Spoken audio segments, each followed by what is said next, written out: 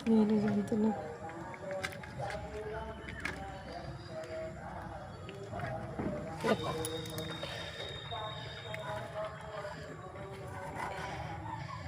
এরকম তেলটা বাইর করে তারপর আবার ঘষতে হবে, নাহলে এই আইস থাকে না সাদা সাদা ছোট ছোট, ওঠে না।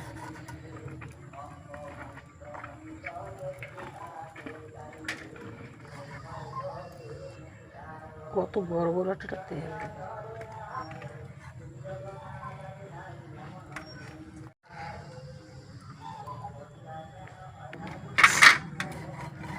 জ্যান্ত জ্যান্ত গুলে মাছগুলি ছাই না লাগালে কাটা যায় না, হাত দিয়ে সরে যায়।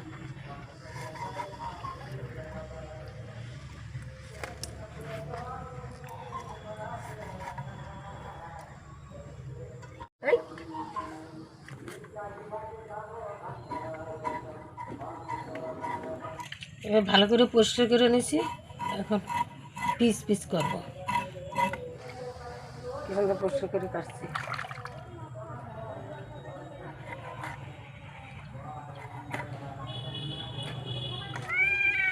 মাছ একটু কাটতে দেরি নেই।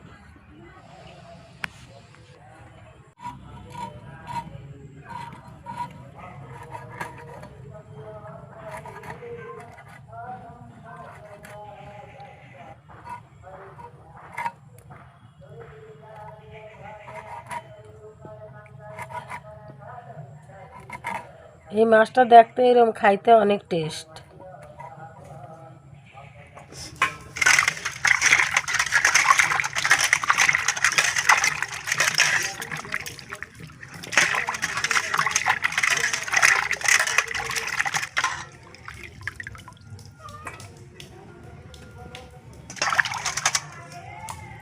এটা পুরো সাদা হয়ে গেছে।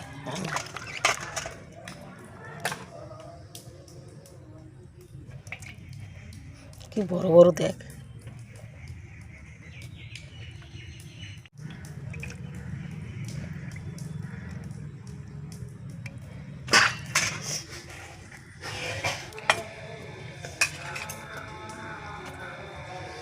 এ আগে গরম জল টল দিয়ে পরিষ্কার করে ধুইছি, এখন রান্না করব।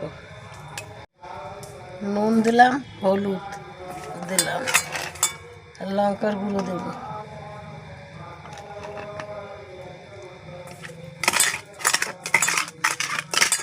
তেলটা এর ভিতরে মাখাবো না, এটা পরে মাখাবো। মাছের ভিতরে এই তেলটা দিলে তেলটা গলে গেলে মাছটা আইসটা গন্ধ পাবে। কাঁচা তেল মাখাই নিলাম অল্প।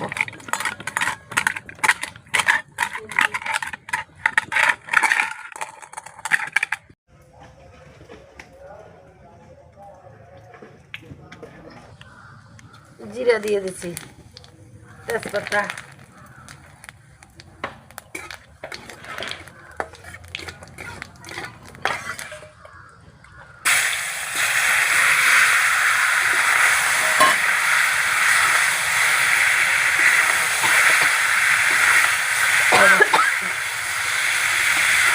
ভালো করে মাছটা কষাই।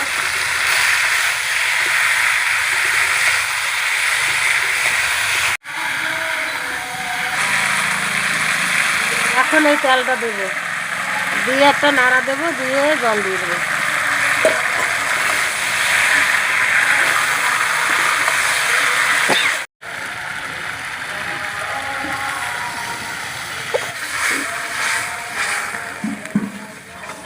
বেশি ঝোল করবো না, মাখা মাখাও না, আর বেশি ঝোলবো না।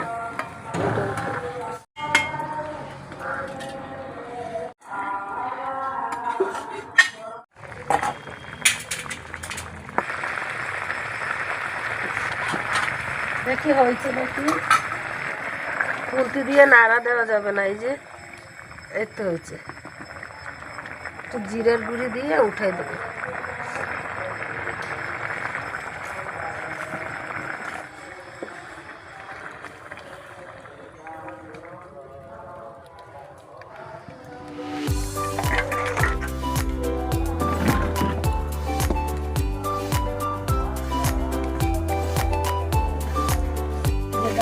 গা মাখা তরকারি রান্না করছি গুলে মাছে, এ ভালো লাগবে খাইতে।